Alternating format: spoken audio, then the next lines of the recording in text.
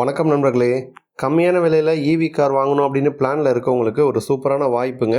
ஏன்னா இந்த வருஷத்தோட எண்டில் அப்படி இல்லைனா அடுத்த வருஷத்தோட ஸ்டார்டிங்கில் ரெனால்ட் வந்து குவிட்டில் ஈவி காரை விற்பனைக்கு வந்து கொண்டு வர போகிறாங்க.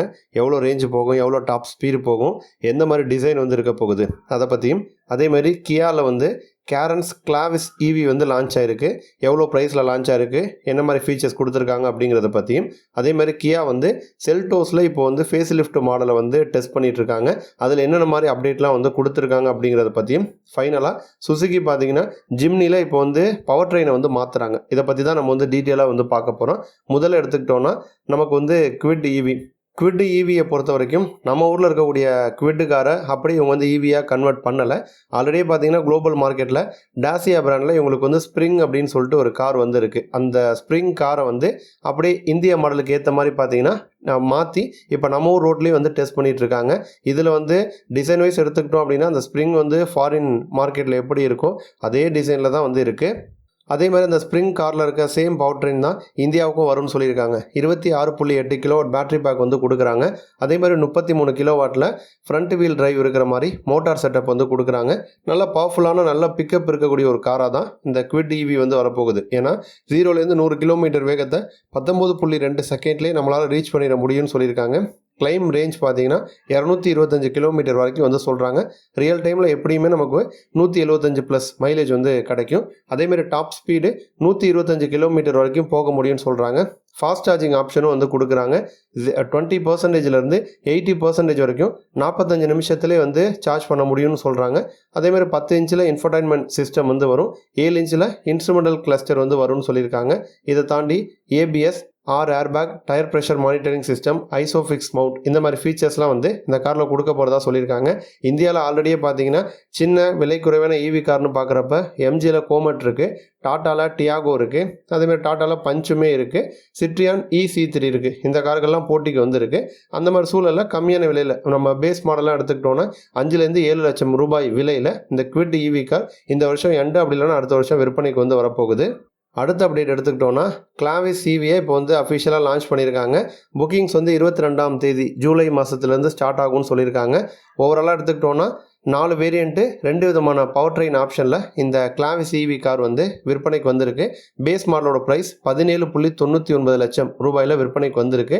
6 விதமான கலர் ஆப்ஷன்ஸ் வந்து கொடுக்குறாங்க. இப்போ டிசைன் வைஸ் எடுத்துக்கிட்டோன்னா ஐசி இன்ஜின் எப்படி இருக்குமோ அதே மாதிரி தான் டிசைன் வைஸ் வந்து இருக்குது. டிசைன் வைஸ் பெரிய சேஞ்சஸ் எதுவுமே கியா வந்து கொடுக்கல. சீட்டிங் லே அவுட்டை பொறுத்த வரைக்கும் 6 சீட்டு மற்றும் 7 சீட்டு அப்படின்னு 2 லே அவுட்டில் வந்து கொடுக்குறாங்க. அதேமாதிரி வீல் பொறுத்த வரைக்கும் 16 இன்ச்சு 17 இன்ச்சு அப்படின்னு 2 செட்டப்பில் வந்து கொடுக்குறாங்க. அதேமாதிரி ரியரில் வந்து கனெக்டட் டெயில் லேம்ப் வந்து கொடுக்குறாங்க. இப்போ வரக்கூடிய கியா கார்கள் எல்லாத்துலேயுமே இந்த மாடல் தான் வந்து கொடுத்துட்ருக்காங்க. இன்டீரியரும் பார்த்தீங்கன்னா சேம் நமக்கு ஐசி இன்ஜின் மாடலில் எப்படி இருக்குமோ அதே மாதிரி தான் கொடுத்துருக்காங்க. டிவல் டிஜிட்டல் ஸ்க்ரீன் வந்து வருது. பனரோமிக் சன்ரூஃப் வந்து வருது. இதை தாண்டி நமக்கு வந்து பேட்ரி பேக்னு போனோன்னா 51.4 கிலோவாட் பேட்ரி பேக் கொடுக்குறாங்க. ஒரு முறை ஃபுல் சார்ஜ் பண்ணோன்னா 490 கிலோமீட்டர் வரைக்கும் நமக்கு வந்து ரேஞ்சு கொடுக்கும். இது வந்து டாப் மாடல். பேஸ் மாடல் போகிறோம் அப்படின்னா 42 கிலோவாட் பேட்ரி பேக் வந்து கொடுக்குறாங்க.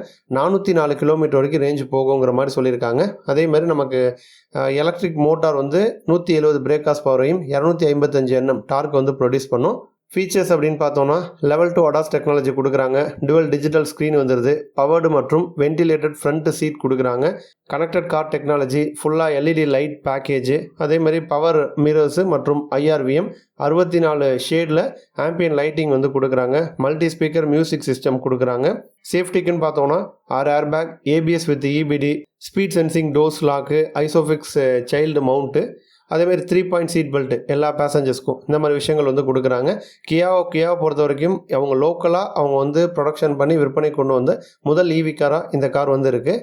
இப்போ ப்ரைஸ் பாயிண்ட்னு பார்க்குறப்ப பேஸ் மாடல் 17.99 லட்சத்தில் வந்து ஸ்டார்ட் ஆகுது. டாப் மாடல் 24.49 லட்சம் ரூபாய் வரைக்கும் விலையில் விற்பனைக்கு வந்திருக்கு. அடுத்த அப்டேட் பார்த்தோன்னா கியா வந்து செல்டோஸில் இப்போ வந்து ஃபேஸ் லிஃப்ட் மாடலை விற்பனைக்கு வந்து கொண்டு வர போகிறாங்க. ஆல்ரெடியே விற்பனையில் இருக்க மாடலுக்கு நல்ல வரவேற்பு கிடச்சிட்ருக்கு. ஒரு காம்பாக்ட் SUV செக்மெண்ட்டில் தொடர்ந்து நல்லா சேல் ஆகிட்டுருக்கு. லெவல் 2 ADAS டெக்னாலஜியும் வந்து கொடுக்குறாங்க. அதில் வந்து adaptive cruise control, lane keep assist இதெல்லாம் வந்து வரும். அதேமாதிரி ஃப்ரண்ட்டில் ventilated seat, 360 degree camera, smart air purifier, அதேமாதிரி வைரஸ் அந்த பியூரிஃபையர் வந்து வைரஸ் பாக்டீரியா ப்ரொடெக்ஷனோடு வந்து வருது. இதை தாண்டி பனரோமிக் சன்ரூஃப் வசதி வந்துடும். 10.25 இன்ச்சில் ஹெச்டி டச் ஸ்க்ரீன் நேவிகேஷனோட வர மாதிரி வந்து கொடுக்குறாங்க. பாஸ் ப்ரீமியம் சவுண்ட் சிஸ்டம் கொடுக்குறாங்க. Dual zone fully automatic air conditioner வருது. வென்டிலேட்டட் ஃப்ரண்ட் சீட்ஸ் வந்துடுது. Electric parking brake with auto hold வசதியோடு நமக்கு வந்து கொடுக்குறாங்க. ஸ்டாண்டர்டாகவே 6 ஏர்பேக் வந்து கொடுத்துட்றாங்க. எலக்ட்ரானிக் ஸ்டெபிலிட்டி கண்ட்ரோல் வந்துடும். ஹில் ஸ்டார்ட் அசிஸ்ட் வந்துடும். All wheel line disc brake வந்து கொடுக்குறாங்க. ரியரில் வந்து parking sensor with rear view camera வசதியோடு வருது. டயர் ப்ரெஷர் மானிட்டரிங் சிஸ்டம் இந்த மாதிரி ஃபீச்சர்ஸும் வந்து கொடுக்குறாங்க. இப்போ இந்த காரில் வந்து ஃபேஸ் லிஃப்ட் அப்டேட் வந்து கொடுக்க போகிறாங்க. ஃபேஸ் லிஃப்ட்டை பொறுத்த வரைக்கும் டிசைன் வைஸ் எடுத்துக்கிட்டோன்னா அந்த ஃப்ரண்ட்டு ஃபேஷியா அப்படிங்கிறது வந்து கொஞ்சம் சேஞ்ச் ஆகுது. இப்போ நம்ம கிரெட்டாவில் வந்து எந்த மாதிரி ஹெட்லைட் டிசைன் வந்து வருமோ அதே மாதிரி நமக்கு வந்து குவாட் பேரல் எல்இடி ரிஃப்ளெக்டர் செட்டப்பில் வர மாதிரி நமக்கு வந்து ஃப்ரண்ட் போர்ஷன் வந்து மாற்றுறாங்க. அதே மாதிரி எல்இடி டிஆர்எலும் வந்து மாற்றுறாங்க. பட் அது கிரெட்டாவில் இருக்கிற மாதிரி வரல, புது டிசைனில் வர மாதிரி வந்து கொடுக்குறாங்க. ஃபாக் லைட் செட்டப் பொறுத்த வரைக்கும் ஹரிசான்லாம் வந்து வர மாதிரி ரிஃப்ளெக்டர் யூனிட் தான் ஃபாக் லைட் வந்து கொடுக்குறாங்க. ஃப்ரண்ட்டில் வந்து நமக்கு வந்து ரேடார் மாடியூலும் வருது. அடாஸ்ட் ஷூட்டுக்காக வந்து நமக்கு ரேடார் மாடியூல் வந்து வரும். இதை தாண்டி ஃப்ரண்ட்டில் வந்து பார்க்கிங் சென்சார் வரும். ஃப்ரண்ட்டில் கேமரா வரும். 360 டிகிரி கேமரா வசதியும் இந்த காரில் வந்து கொடுக்குறாங்க. அதேமாதிரி ரியரை பொறுத்த வரைக்கும் எல்இடி டெயில் லைட்டு வந்து கொஞ்சம் சிக்னேச்சர் டைப்பில் வர மாதிரி டிஃப்ரெண்ட்டாக வர மாதிரி கொடுக்குறாங்க. ஷார்க் ஃபின் ஆண்டனா வசதி வந்துடும். ரியர்லேயுமே பார்க்கிங் சென்சார், ரியரில் வந்து கேமராவும் வந்துடும். ரூஃப் ரெயில் கொடுக்குறாங்க. பனரோமிக் சன்ரூஃபும் பார்த்தீங்கன்னா டாப் மாடலில் நமக்கு வந்து வரும்.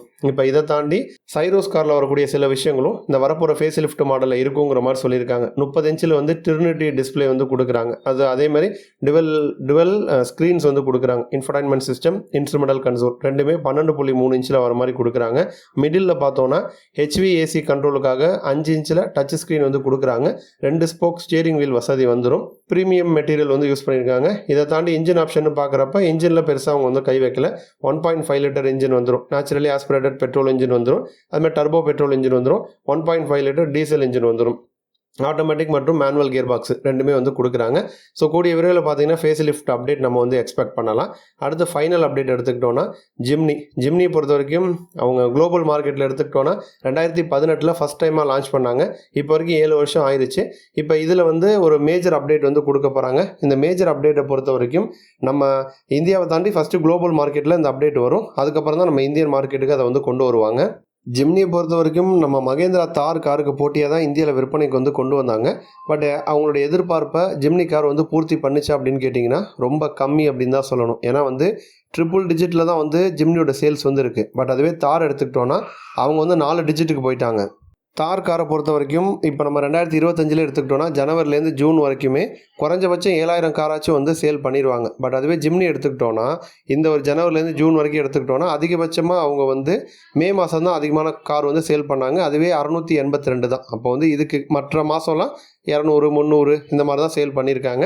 பட் இருந்தாலுமே வந்து குளோபல் மார்க்கெட்டில் பல நாடுகளில் ஜிம்னி கார் விற்பனையில் இருக்குது. அங்கெல்லாம் வந்து ஸ்டாண்டர்ட்ஸு என்ஜின் எமிஷனோட ஸ்டாண்டர்டை வந்து நாளுக்கு நாள் வந்து இம்ப்ரூவ் பண்ணிகிட்டே போகிறாங்க. அந்த வகையில் வந்து இப்போ இருக்க இன்ஜினுக்கு மாற்றாக ஹைப்ரிட் இன்ஜினை ஜிம்னி காரில் வந்து கொடுக்க போகிறாங்கன்னா ஃபஸ்ட்டு குளோபல் மார்க்கெட்டில் கொண்டு வருவாங்க.